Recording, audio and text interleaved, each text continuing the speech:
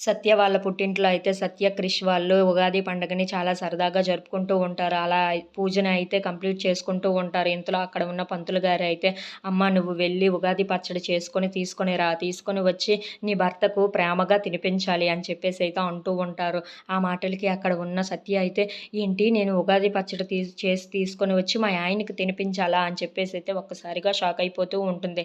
"అవునమ్మా నిజంగానే నువ్వు ఉగాది పచ్చడి చేసుకొని వచ్చి మీ ఆయనకి తినిపించు" అని చెప్పేసి అయితే అంటూ ఉంటాడు.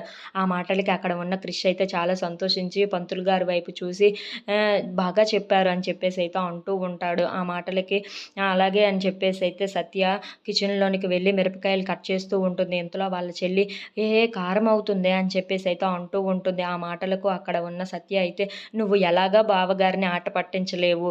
నన్నైనా పట్టించనివ్వు" అని చెప్పేసి అయితే అంటూ ఉంటుంది.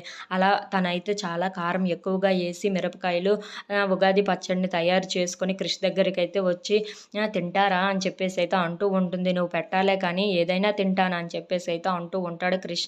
ఆ మాటలకి సరే అని చెప్పేసి అయితే అక్కడ ఉన్న సత్య ఉగాది పచ్చడిని తినిపిస్తూ ఉంటుంది. అది నోట్లో పెట్టగానే అక్కడ ఉన్న క్రిష్ అయితే ఒక్కసారిగా షాక్ అయిపోయి సత్యను అలా చూస్తూ ఉండిపోతాడు. If you like this video